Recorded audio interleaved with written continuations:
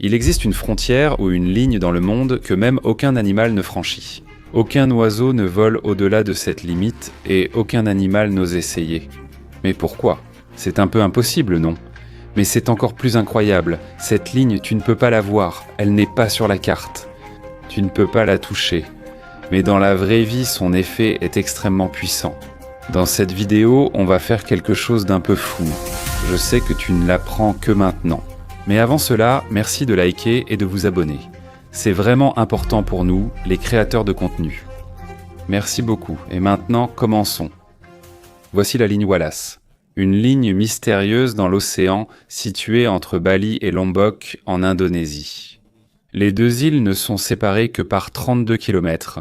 Mais en réalité, les deux côtés ressemblent à deux planètes différentes. À l'ouest de la ligne en Asie, on trouve des tigres, des éléphants et des ours. Mais à l'est, il y a des kangourous, des kakatoès et le redoutable dragon de Komodo. On dirait qu'un mur invisible dit aux animaux « Tu ne peux pas aller plus loin ». Mais pourquoi ? Qu'y a-t-il à cette frontière ? Revenons à Bali et Lombok. Si tu regardes sur la carte, on dirait qu'il n'y a qu'une simple bande de mer qui les sépare. Il n'y a pas de falaise abrupte. Il n'y a pas de couleur d'eau particulière. Mais pour une raison quelconque, c'est comme s'il y avait un accord entre les animaux de ne pas traverser. Même les oiseaux capables de parcourir des milliers de kilomètres en volant n'essaiment pas non plus. Les tortues qui reviennent toujours sur le même rivage de sable. Après des centaines de kilomètres à nager, toujours rien. À la ligne Wallace, elle semble vraiment refuser de traverser. Imagine, c'est seulement 32 kilomètres. N'importe quel animal pourrait le faire, mais elles ne le font pas. On dirait un champ de force invisible. Pourquoi ? Même si toute la forêt de Lombok brûle ou qu'un tsunami de 10 mètres frappe, les animaux ne traverseront toujours pas vers l'autre île. Aucun varan, oiseau ou serpent ne traverse. Seul le paniki le pourrait, dit-on, de temps en temps. Et encore, c'est très rare. Mais attends, ce n'est pas une simple mer. La ligne de Wallace est comme une frontière qui sépare deux mondes différents. L'Asie d'un côté, l'Australie de l'autre. Même s'ils sont proches, la nature qui les sépare semble éloignée de plusieurs kilomètres. Où ce mystère a-t-il vraiment commencé ? Revenons à l'histoire. En 1521, il y avait un homme qui accompagnait Magellan lors de l'expédition, Antonio Pigafetta. Il a remarqué que les plantes et les animaux étaient différents aux Philippines et aux Moluques. Même si ces endroits étaient les proches l'un de l'autre, il l'a écrit dans son journal, mais cela n'a pas vraiment été remarqué jusqu'à l'arrivée du XIXe siècle. En 1854, un naturaliste britannique nommé Alfred Wallace a commencé à voyager dans l'archipel malais. Alors qu'il observait les animaux sur chaque île, il a remarqué que tout changeait soudainement lorsqu'on passait de Bali à Lombok. Totalement différents, comme deux mondes à part, il a appelé cette frontière la ligne de Wallace et depuis lors, cela a tout changé dans le domaine scientifique. En 8 ans, Wallace a collecté plus de 25 000 spécimens d'animaux, plantes, oiseaux et insectes. C'est de là qu'est née l'idée que, même si deux îles sont très proches l'une de l'autre, il existe une barrière naturelle entre elles que la plupart des espèces ne peuvent pas franchir. Et c'est la raison pour laquelle la faune de Bali et de Lombok est si différente, comme s'il y avait un mur naturel qui les séparait. Mais jusqu'à présent, cela reste un mystère. Comment une simple ligne invisible a-t-elle pu avoir un effet aussi puissant ? Et pourquoi, même s'ils ont la capacité de traverser, les animaux choisissent-ils de ne pas le faire ? Savais-tu qu'Alfred Wallace, l'homme qui a découvert cette mystérieuse ligne, a même échangé des idées avec Charles Darwin ? Oui, Charles Darwin. Et en fait, certaines des observations de Wallace sont devenues la base de la théorie de l'évolution. Mais même s'il était très intelligent, il n'a jamais vraiment compris tout le mystère qui entoure la ligne de Wallace. Pour que nous puissions comprendre cela, nous devons remonter très loin dans le passé, à une époque où le monde semblait très différent. Il y a des millions d'années, toutes les terres du monde étaient reliées entre elles. Il n'existait alors qu'un seul supercontinent. On l'appelait la Pangée. À ce moment-là, presque rien n'entravait la migration animale. Même les plus grands d'entre eux, comme les dinosaures, pouvaient se déplacer librement d'un bout à l'autre du continent. Il n'y avait pas encore d'océan séparant les terres, donc rien n'empêchait la dispersion des espèces. Mais comme tout dans la nature, cela n'a pas duré. Il est arrivé un moment où la Pangée a été forcée de se séparer, mais ce n'était ni une malédiction ni un accident. Il existe une explication logique. Nos continents reposent sur de grands blocs de roches appelés plaques tectoniques. Et depuis lors, elles n'ont jamais cessé de bouger. Chaque seconde, chaque année, il y a du mouvement. Comment cela arrive-t-il ? Il y en a. Provenant des profondeurs de la Terre, il y a du magma chaud qui remonte et pousse les plaques loin les unes des autres. Par exemple, la plaque nord-américaine et la plaque eurasienne continuent encore aujourd'hui à se séparer lentement. C'est très lent, seulement quelques centimètres par an, mais sur une longue période, cela a un effet considérable. Et à cause de cette poussée, la Pangée s'est fragmentée. C'est comme un puzzle dispersé par les vagues. Les anciens chemins des animaux sont soudainement devenus des océans et des montagnes impossibles à traverser. L'isolement a commencé. C'est ici que diverses versions de l'évolution ont aussi débuté. Chaque terre isolée est devenue comme un incubateur pour sa propre faune. Et comme le climat changeait aussi pendant que les continents se déplaçaient, les animaux ont été forcés de s'adapter à de nouvelles conditions. Le résultat, c'est une planète avec des types de nature uniques dans chaque coin. Mais s'il y a une partie du monde où l'on peut vraiment voir l'effet de cette séparation, c'est en Asie du Sud-Est. Notez surtout les régions de Sunda et Saül. Durant les anciennes glaciations, Sunda appartenait à l'Asie, tandis que Saül était relié à l'Australie. À l'époque, il y avait des terres qui les reliaient, comme un pont naturel pour les animaux et les plantes. Mais lorsque les glaces ont fondu, le niveau de la mer est monté. Ces ponts ont été submergés. Et la terre, autrefois sèche, est devenue une vaste étendue d'eau. Entre l'Asie et l'Australie, une mer est soudain apparue, formant une barrière d'eau. Et au milieu de cette étendue d'eau se trouve la ligne de Wallace. Mais attends, ce n'est que de l'eau, non ? Pourquoi ne peuvent-ils toujours pas traverser ? C'est simple, les deux mondes de chaque côté de la ligne de Wallace sont très différents. Le climat, la nourriture, les plantes, même les ennemis naturels, tout diffère. Même si un animal traverse l'eau, il risque fort de ne pas survivre de l'autre côté, car ils n'y sont pas habitués. Ils ne peuvent pas s'adapter. Qu'il s'agisse d'un oiseau ou d'un lézard, même s'ils peuvent voler ou nager, le monde de l'autre côté n'est pas fait pour eux. On dirait qu'une règle tacite existe dans la nature. Tu dois rester ici, tu n'es pas fait pour ailleurs. Et même si cette explication semble logique maintenant, quand cela a été découvert pour la première fois, on n'y a pas tout de suite cru. En fait, il a fallu encore une décennie avant que la science n'accepte l'idée de Wallace. Peut-être parce que sa pensée était trop avancée pour son époque. Les années ont passé et dans les années 1960, la communauté scientifique a progressivement accepté l'idée de Wallace. Depuis, on l'appelle vraiment la ligne de Wallace dans les livres, cartes et recherches. Il y a eu une autre surprise qui a bouleversé le monde scientifique. Il s'est avéré que la ligne de Wallace n'était pas unique. Voici le rebondissement. Elle n'est pas seule. La ligne de Wallace, bien qu'emblématique, n'est qu'une des nombreuses frontières mystérieuses de la nature que la science découvre peu à peu. Un scientifique allemand nommé Max Weber a découvert une autre frontière invisible. Et ce n'est pas à l'autre bout du monde, c'est aussi en Indonésie, ou d'autres après tout. Elle se trouve tout près de la ligne Wallace elle-même. Son nom, la ligne Weber. Oui, elle porte son nom. Version plus précise de la ligne Wallace, elle sépare aussi la faune asiatique de la faune australienne. Mais elle est un peu plus à l'est.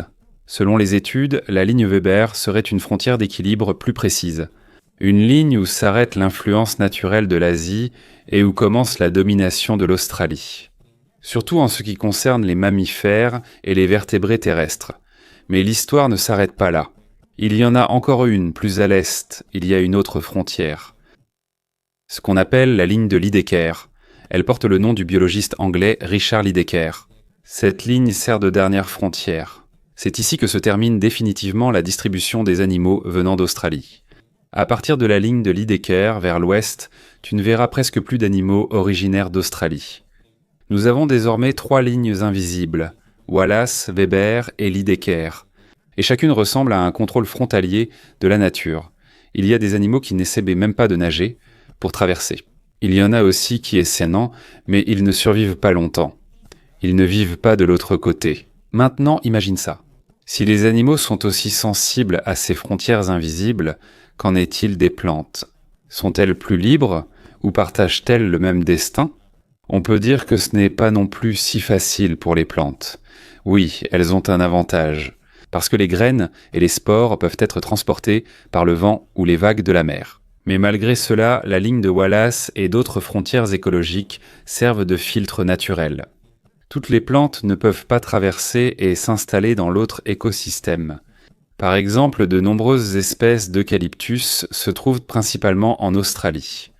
La seule exception à cette règle est l'eucalyptus arc-en-ciel. C'est une espèce qui, d'une manière inexpliquée, a réussi à traverser jusqu'à l'île de Mindoro aux Philippines. C'est la seule exception connue. As-tu remarqué le motif ? Plus l'organisme est simple, plus il a de chances de traverser. Pour les microbes, la ligne Wallace ne représente rien. Ils peuvent la franchir sans problème. Mais pour les animaux ayant un système biologique plus complexe, c'est presque impossible. Mais aujourd'hui, c'est ce qui fait toute la différence. Il y a une créature extrêmement avancée dans toute la nature qui a réussi à traverser la ligne de Wallace. Et ce n'est pas parce qu'ils sont simples, c'est à cause de leur grande intelligence. Devine qui ? L'homme. Bien sûr. Une ancienne race humaine que nous connaissons à peine. Les Denisoviens. Au XXIe siècle, des chercheurs ont découvert que l'acide désoxyribonucléique des Denisoviens existe chez les peuples autochtones de Papouasie-Nouvelle-Guinée et d'Australie. Cela signifie qu'ils ont traversé la ligne de Wallace. Et ce n'est pas tout. Des preuves indiquent qu'ils sont ensuite revenus vers l'ouest. Comment ont-ils procédé ?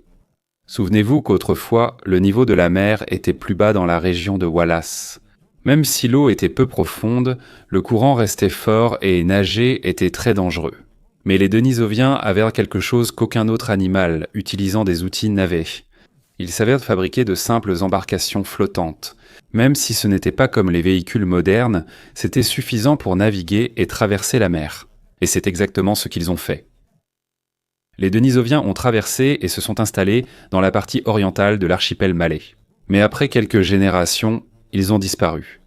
On ne les retrouve plus dans les archives archéologiques. Mais leur acide désoxyribonucléique reste une trace chez les personnes vivant en Australie, en Nouvelle-Guinée et dans les îles voisines à l'est de la ligne de Wallace.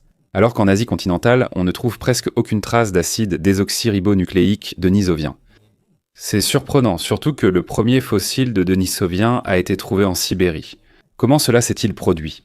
Selon certaines théories, seul un petit groupe de denisoviens a réussi à traverser. Ils vivaient en Australie et c'est là qu'ils se sont mêlés aux ancêtres des humains modernes, Homo sapiens. C'est là que leur sang s'est mélangé. C'est pourquoi à ce jour, les gènes denisoviens n'apparaissent qu'à l'est de la ligne de Wallace, mais un problème subsiste. Aucun fossile de denisovien n'a encore été trouvé en Australie. C'est pourquoi le débat reste vif dans la communauté scientifique. Certains pensent que les denisoviens n'ont fait que passer brièvement. Mais ils ont rapidement été supplantés par une nouvelle vague d'Homo sapiens.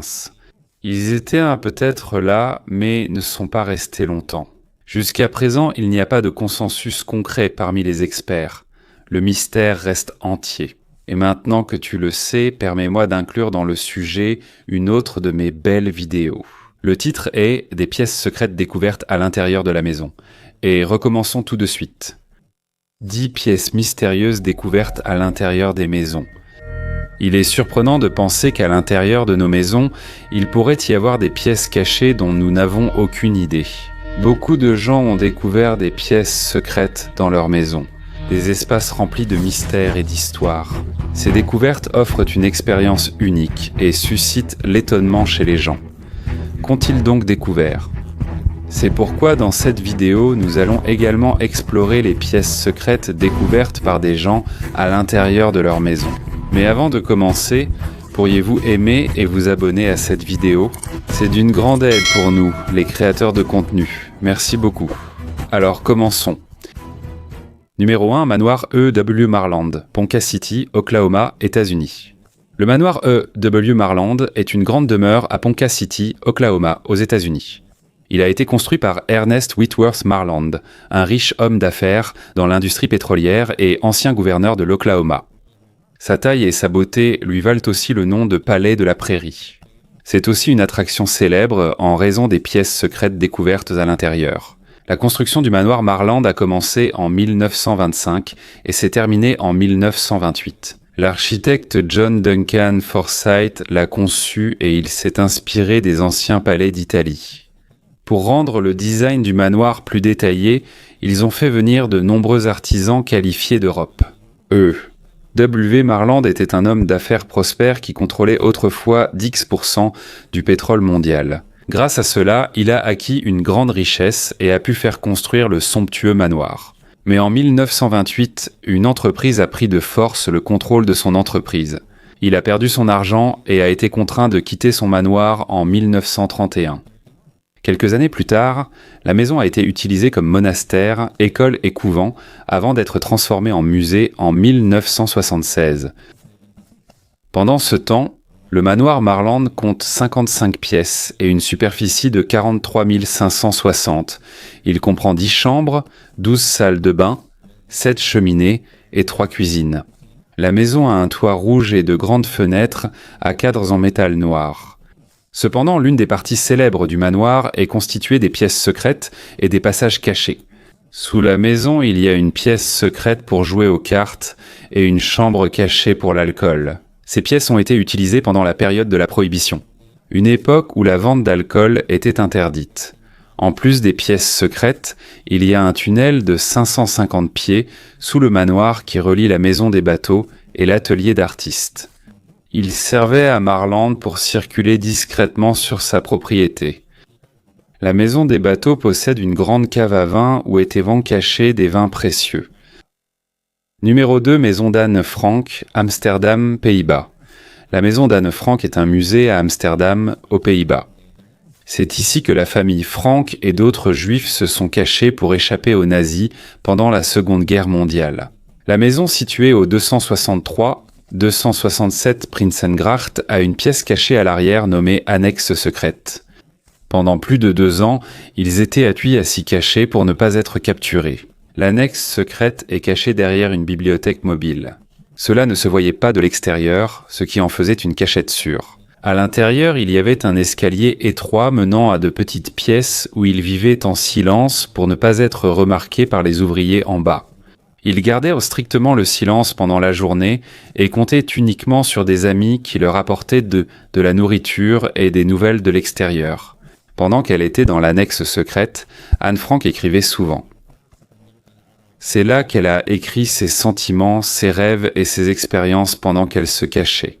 Même si leur situation était difficile, elle montrait dans ses écrits son espoir et son courage malgré la peur d'être capturée. Le 4 août 1944, les nazis ont découvert leur cachette. Tous les présents ont été arrêtés et envoyés en camp de concentration. Anne Frank et sa sœur Margot ont été déportées au camp de concentration de Bergen-Belsen, où elles sont mortes en février ou mars 1945, à cause de la maladie et de la faim.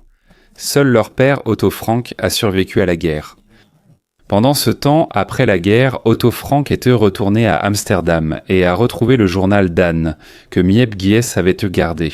En 1947, il l'a publié sous le titre « Le journal d'une jeune fille ». Il est rapidement devenu célèbre et a été traduit en plus de 70 langues. Jusqu'à aujourd'hui, des millions de personnes dans le monde entier le lisent. En 1957, la fondation Anne Frank a été créée pour préserver la maison et en faire un musée. Elle a été ouverte au public en 1960. Aujourd'hui, des millions de personnes visitent la maison Anne Frank pour voir l'annexe secrète et en apprendre davantage sur l'histoire de ceux qui s'y sont cachés. Numéro 3, Palais de Buckingham, Londres, Royaume-Uni. Le palais de Buckingham est un célèbre palais à Londres, au Royaume-Uni. C'est la résidence officielle du roi ou de la reine de Grande-Bretagne. En plus d'être la demeure de la famille royale, il est également utilisé pour des cérémonies importantes et des rassemblements officiels. Chaque été, certaines parties du palais sont ouvertes aux touristes. Mais la plupart de ces pièces restent privées. De nombreuses parties du palais de Buckingham sont inconnues, même du palais. L'une d'entre elles est constituée de pièces secrètes et de passages à l'intérieur du palais. Le Salon Blanc possède une porte secrète qui ressemble à une partie du mur. Cette porte sert de passage à la famille royale pour accéder à leur partie privée du palais. C'est un moyen d'éviter les invités ou de partir rapidement sans être vu par les autres. En plus de cela, il y a aussi des tunnels souterrains sous le palais de Buckingham. Selon les rapports, certains de ces tunnels pourraient être reliés au palais, à la Chambre des communes et d'autres bâtiments majeurs de Londres. D'autres pensent que ces passages sont utilisés comme voie d'évasion ou pour protéger le monarque en période de trouble. Ce n'est pas ouvert au public, donc cela reste un mystère. De plus, le palais de Buckingham compte un total de 775 pièces ondes. Cela comprend 19 salons officiels, 52 chambres, 78 salles de bain et 92 bureaux. Les salons officiels sont utilisés pour recevoir officiellement les invités. La salle du trône abrite les trônes du roi ou de la reine. C'est aussi ici que se tiennent les cérémonies importantes. Le grand escalier est un escalier imposant conçu pour une entrée majestueuse vers les principales parties du palais.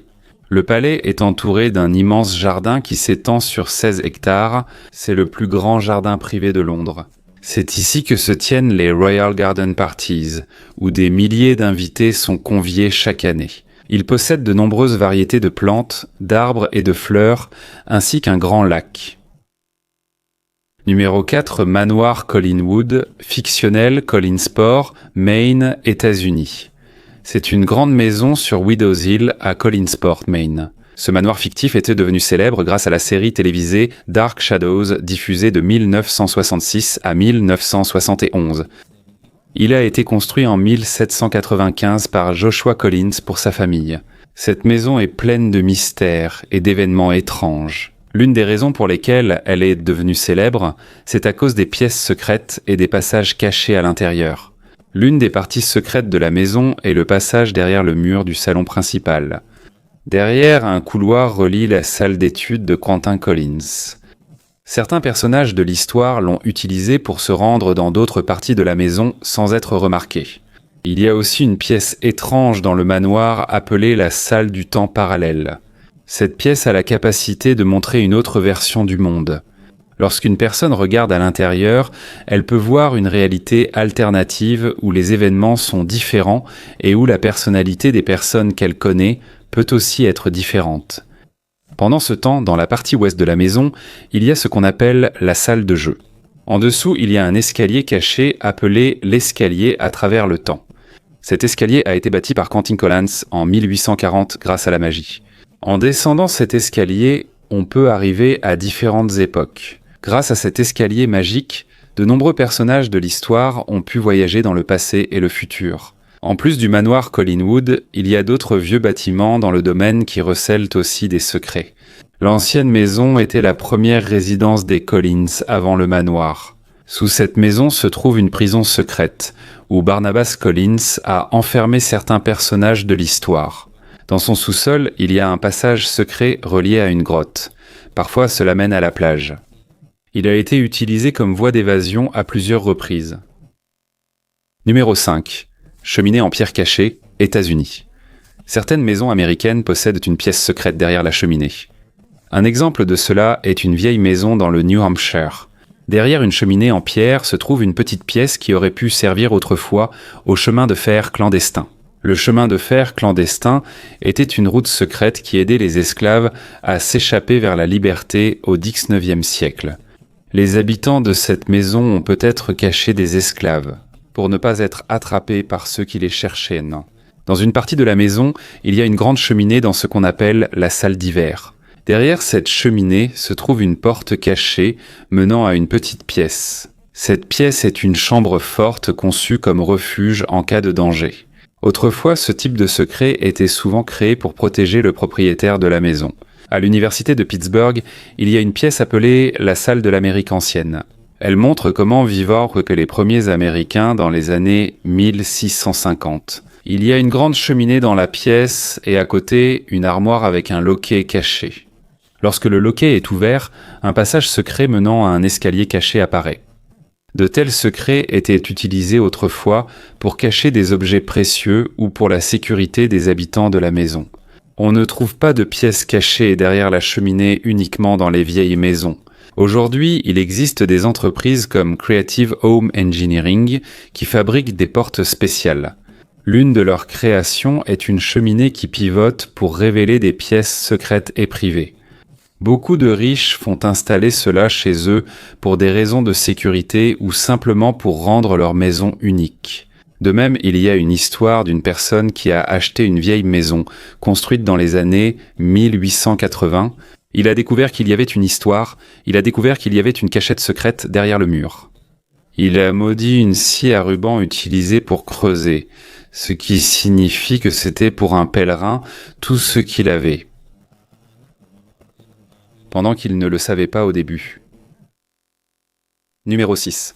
Salle secrète derrière un miroir, Melbourne, Australie. À Melbourne, en Australie, il y a une pièce secrète située derrière un grand miroir.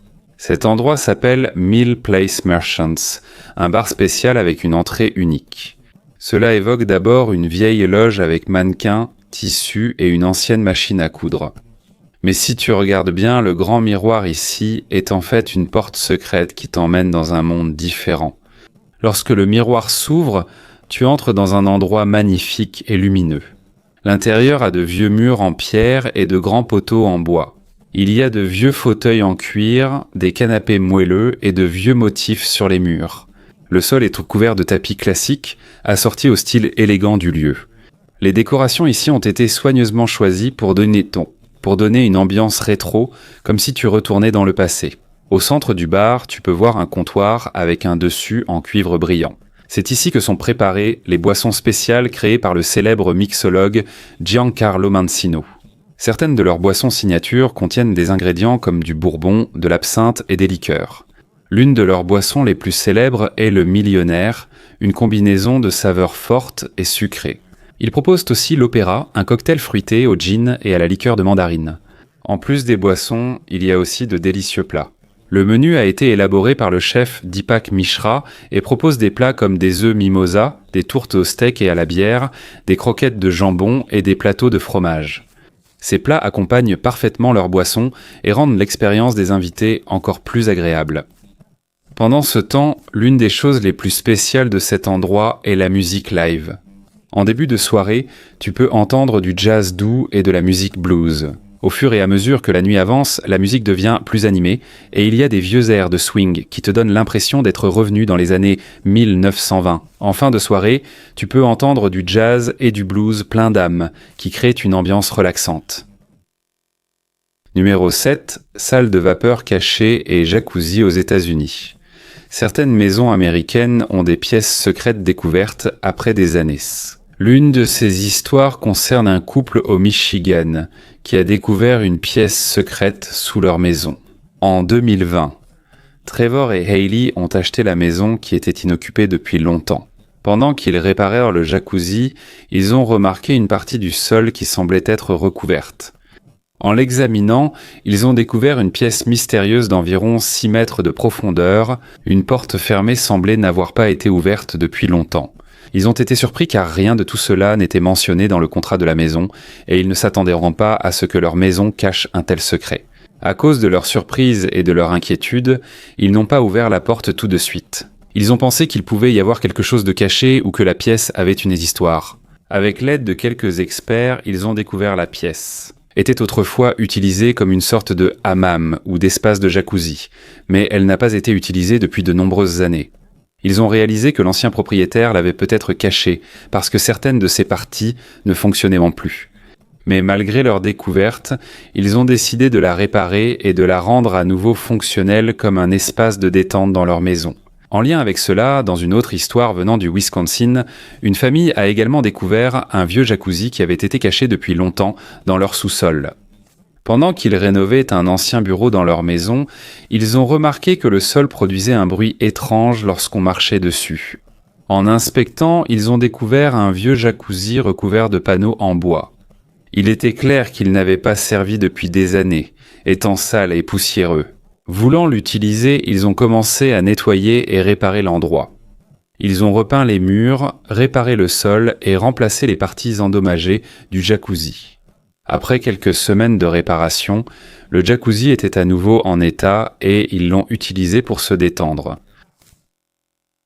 Numéro 8. Abri anti-aérien caché de la Seconde Guerre mondiale, Southwick, Angleterre.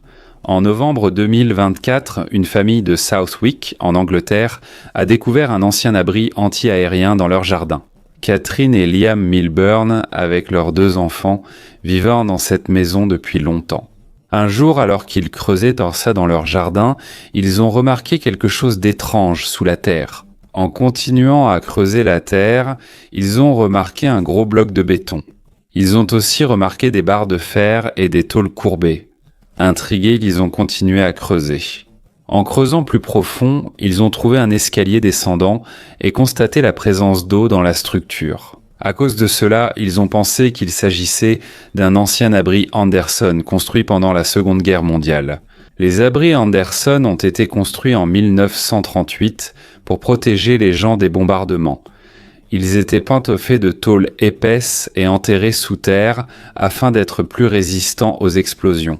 Ils pouvaient les contenir 6 personnes et résister à l'explosion d'une bombe tombant à quelques mètres de distance. Pendant la guerre, plus de 3,6 millions d'abris Anderson ont été remis aux familles en Grande-Bretagne. Avec le temps, beaucoup ont disparu ou été ensevelis. Grâce à leur découverte, la famille Milburn a décidé de retirer l'eau à l'intérieur et d'y installer de la lumière.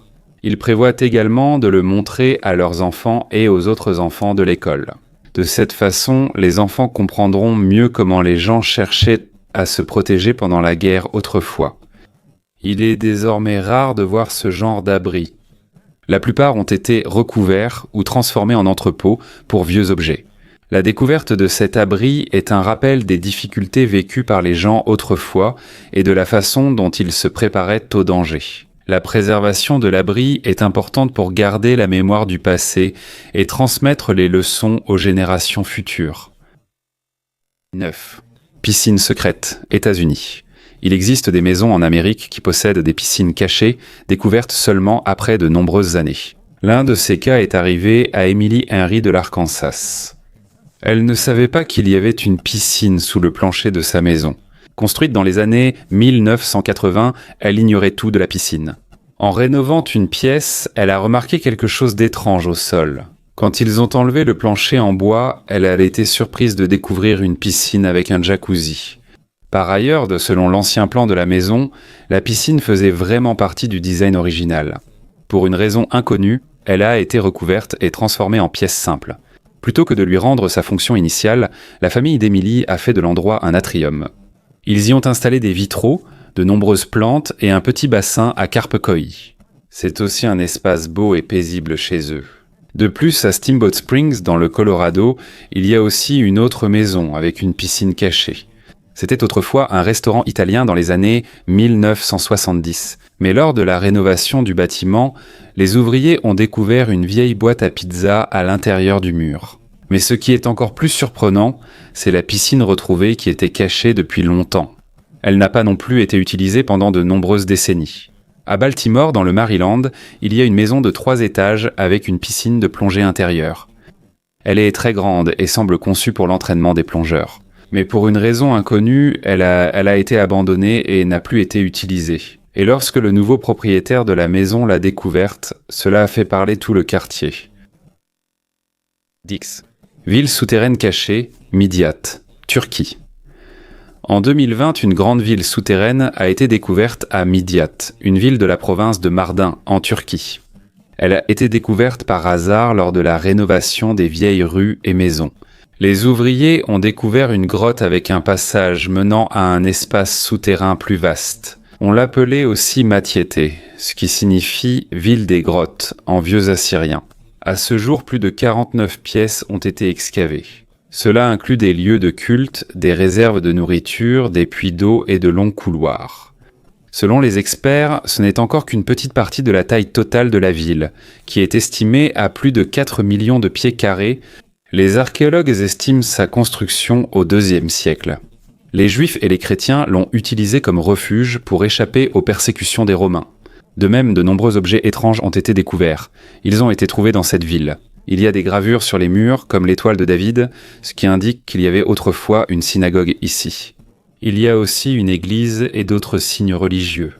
On a aussi découvert de vieilles pièces, des lampes et des ossements humains et animaux. Ces objets aident les experts à comprendre la vie des gens à cette époque. À ce sujet, selon Ghanit Arkan, un expert et directeur du musée de Mardin, Mathyat a été utilisée pendant près de 1900 ans. Et lorsque le danger de persécution a disparu, elle a été utilisée comme entrepôt de vin et comme cimetière.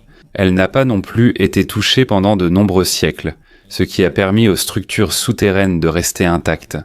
Pourtant, la découverte de Matyat représente une part importante de l'histoire de la Mésopotamie, appelée aussi le berceau des civilisations anciennes. Cet endroit est passé sous la domination de différents empires, tels que les Assyriens, les Perses, les Grecs, les Romains, les Byzantins et les Ottomans. Et jusqu'à aujourd'hui, les fouilles et les études continuent afin de mieux comprendre l'histoire de cette ville et des personnes qui y ont vécu autrefois.